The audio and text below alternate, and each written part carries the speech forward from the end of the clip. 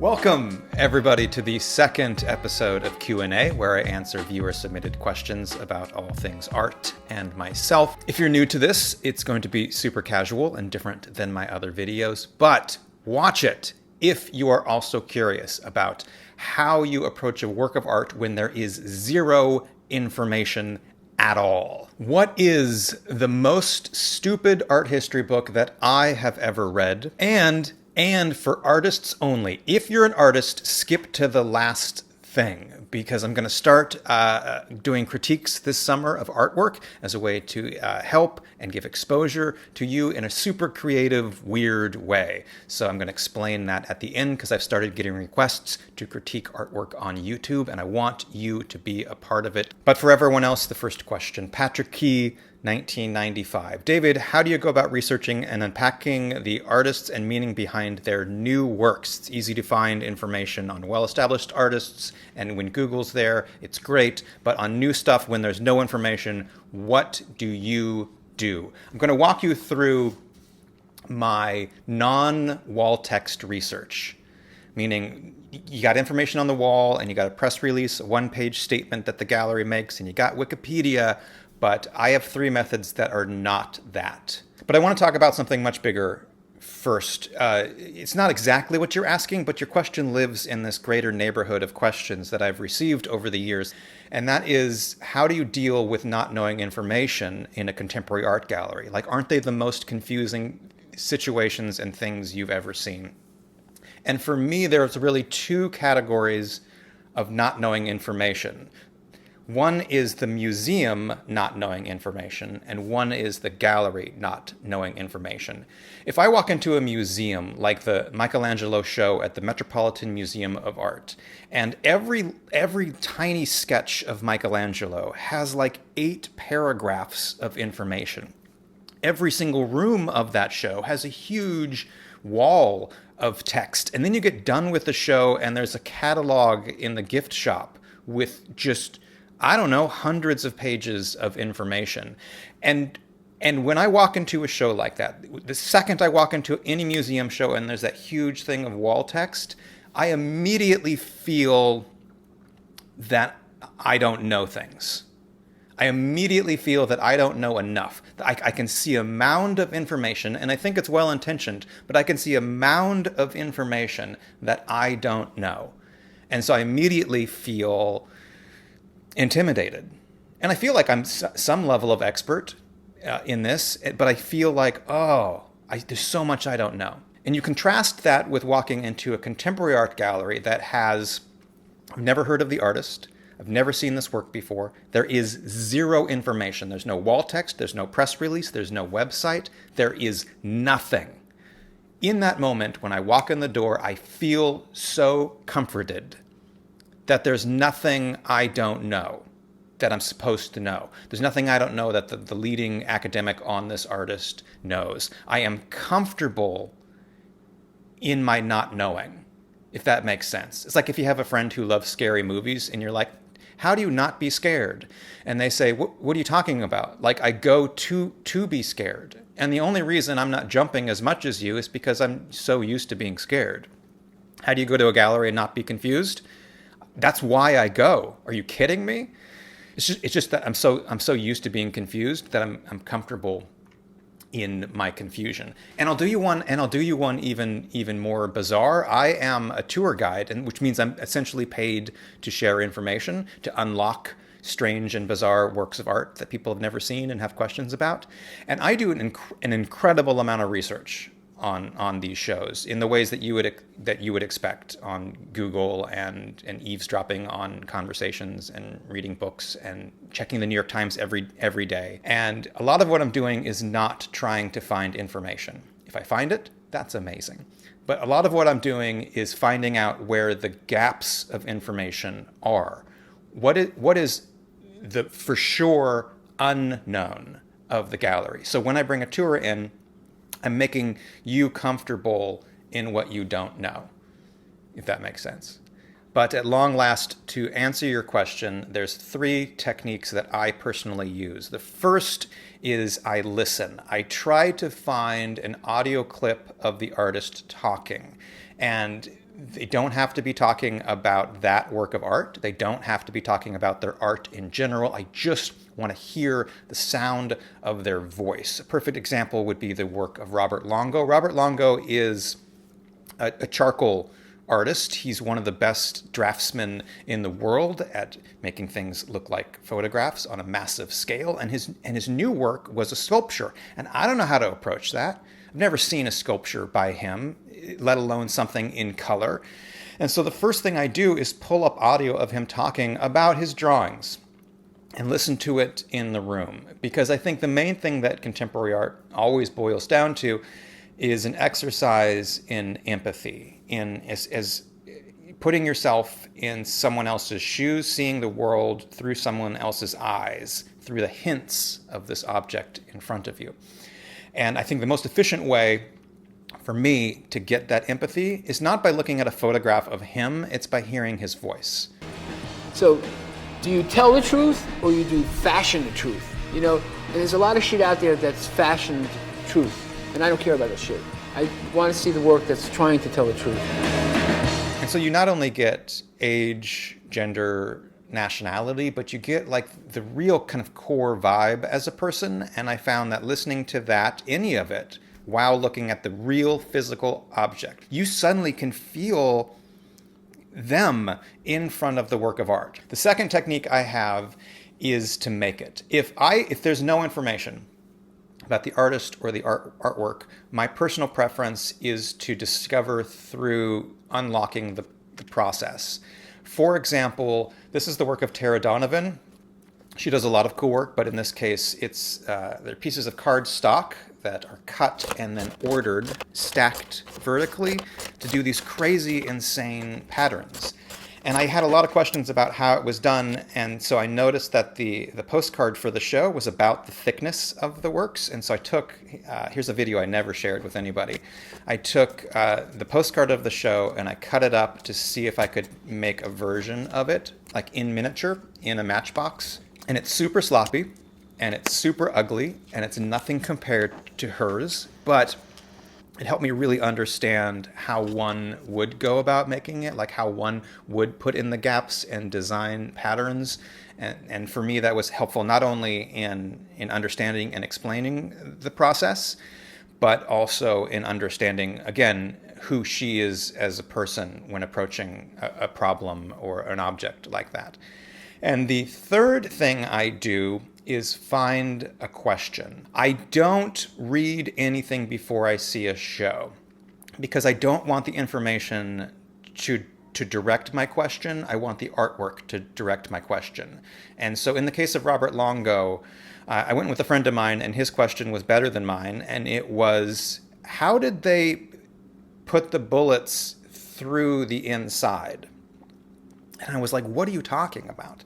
And if you look really close on the ball, you'll see that there's holes drilled into this whole thing, and the bullets are actually coming from the inside. And if that is true, how did a person get in there to do that?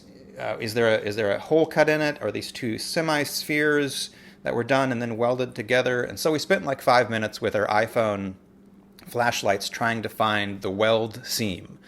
Like that was our first access to the work. Not why are they bullets, not who's Robert Longo, nothing. Just where's the weld, really was our first question.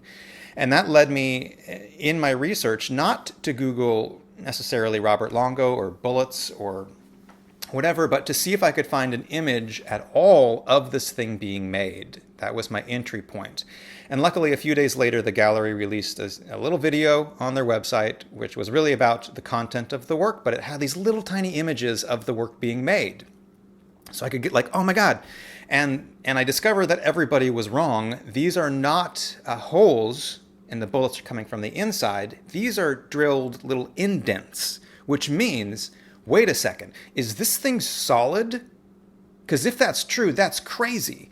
And then in the very end of the video, for like 1 second, they throw up the weight of this thing, which is close to 4,000 pounds. And though I obviously can't make it, I can do a lot of math. on what's the weight of steel or aluminum, and is this thing solid, using all sorts of weird math that I had to figure out. And it turns out that it's my opinion that it is not solid, but it is still crazy heavy. Like, this is not a thin ball of stuff. And so I go back to the gallery, and I can't wait to tell everybody that this thing is super heavy. And the first thing I notice with that new perspective is the chain at the top. Like, if this thing is 4,000 pounds, dude, that chain. Do you know what I'm saying? And so you go home and you do more research, and you find out how important the chain was to Robert Longo. There's a great song by Nick Cave where he talks about the 10-ton catastrophe on a 60-pound chain. That's kind of like what gun violence is like. All to say that the tours that I took to that show, like, one of the big focuses that I spoke about was the chain, because it's one of those things that's right in front of you that no one notices, and is one of the most significant parts about that work. And also, when I wrote an article for Design Milk on the show, the title of that article has everything to do with that course of research that had nothing to do with the press release. None of that information was on the press release or on his Wikipedia page. It starts with a legitimate question directly from the work, and then see where that research takes you, because it's far more expansive than just talking to the gallery owner about what does the work mean. It'll lead you more fascinating and interesting places. I hope that was helpful. Patrick, thank you for your comment and for subscribing. I really appreciate it. Number 2, Philippa. Sometime tell me how to pronounce your name, because I appreciate your comments and your questions. You're the coolest. What is the most stupid thing you have ever read in an art history book? Now, this is actually 2 questions I have to explain for everybody else, because you could take this to mean, what is the dumbest art history book? What is the worst art history book? Which I will answer. But we are also having this long conversation in the comments where I used the word stupid art history book to refer to a really challenging art history book that I don't want to read. You know, in the way that someone struggling with math or who hates math would say, stupid algebra book. You don't mean that the book is stupid. You just mean you're having trouble understanding it.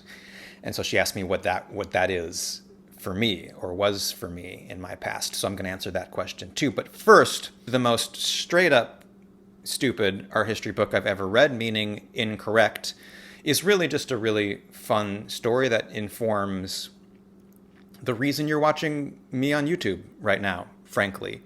In college, I double majored in art history and studio art. I've always been fascinated with living between those two worlds, both looking and making at the same time. And at some point, friends would come back from Europe, and they'd say, like, you have no idea how big Michelangelo's David is. It's like no photograph can capture it. Or you have no idea how small the Mona Lisa is. And I was really like envious about scale for a second. And I thought, well, I can paint, so I will paint famous works of art life size. Not as good, but just at least so I can experience the scale of them. And so the very first thing I did was I got every one of my art history books, got a bunch from the library as well, to find out what the size of this thing is. That seems like the very first thing that you would do. And this is before Google Images was a thing. So the internet was around, but it was not useful as far as that was concerned. And so I got like 8 art history books to check the size. And I found out that every single art history book had a different size. Every single one. So my final painting ended up being this. It's a bad photograph. It's all I could find of it. And so I painted the text of the art history books that said what size it was to prove that everyone said it was a different size. And I had no idea how big this thing was. I mean, I could tell within a quarter of an inch, but like I wanted to know what's the actual fact of this? Do you know what I'm saying? And then the painting, you'll see it's really kind of blurry and expressive on the outside. And that, in my mind, was to represent that if there were 8 of these things and they were all slightly different sizes in some parallel universe, and if you kind of layered them on top of each other, the outsides would get blurry because the different sizes would start to manipulate the image. That was the idea of the whole thing. But the point I'm making is that this is an art history book. It's just modern art. By the way, I'm not recommending this. But the weight of it is, and the visual of it is a dictionary almost, or a Bible, a beacon of truth. And at that moment, I realized that that's not what an art history book is. It's not fact. It is really intelligent people who've done a lot of research, who are giving their best opinion.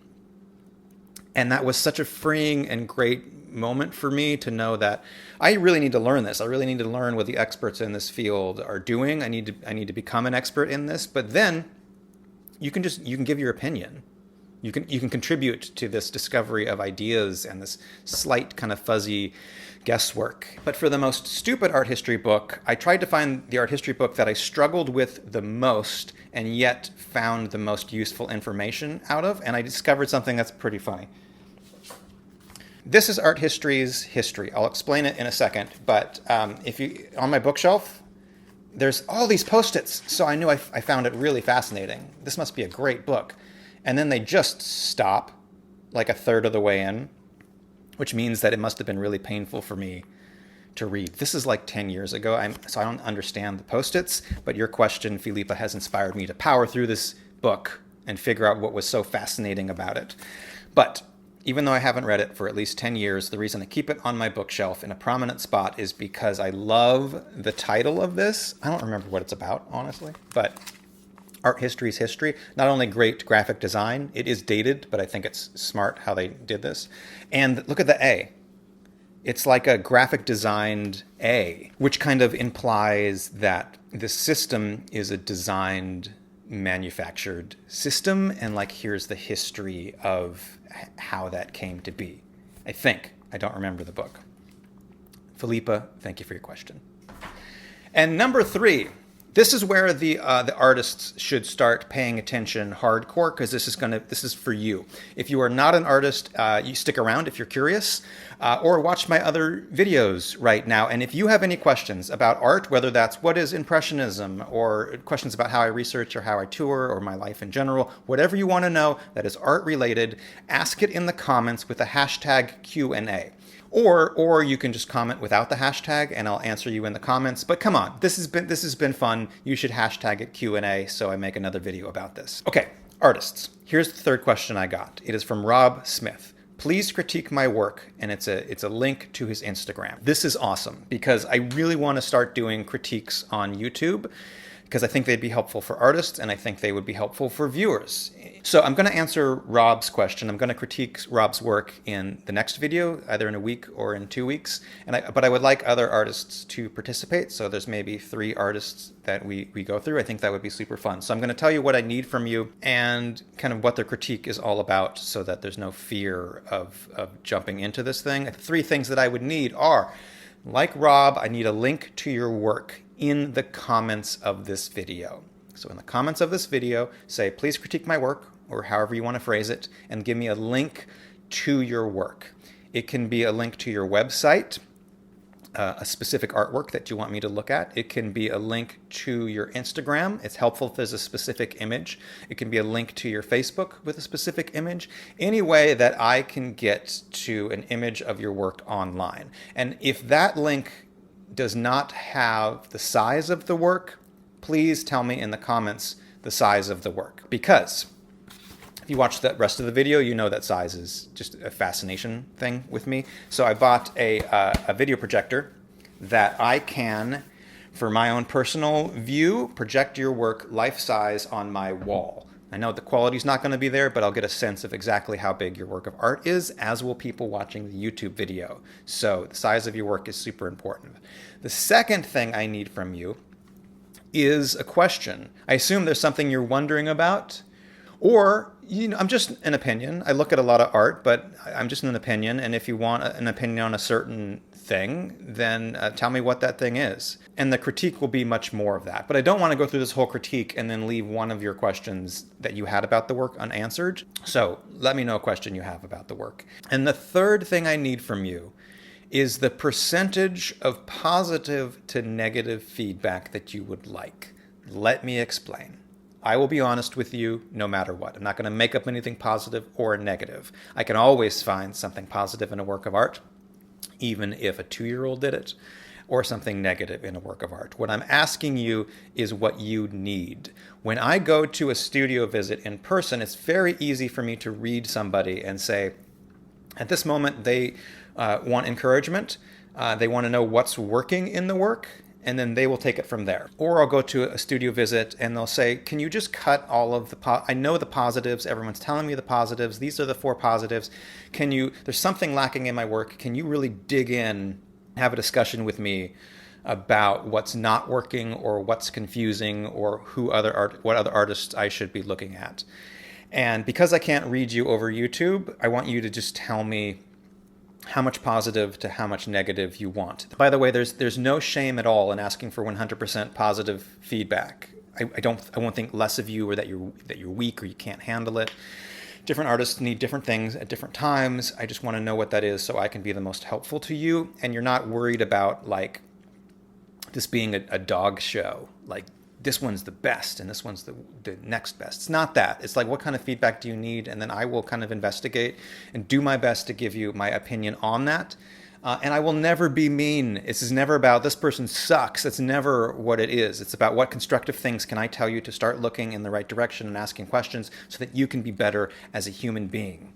In conclusion, thank you for watching. I think you're the coolest. If I get no other submissions, we'll just do Rob's work and it will be great, but I would love to help and promote your work. I need a link to an image of your work with the size, a question you have about it, and then the positive to negative feedback you want. If you want 100 or 50-50 or 90-10 or 71-29. Thank you so much for watching. And if everyone has watched to this point, dang it, thank you. Stay tuned for next week.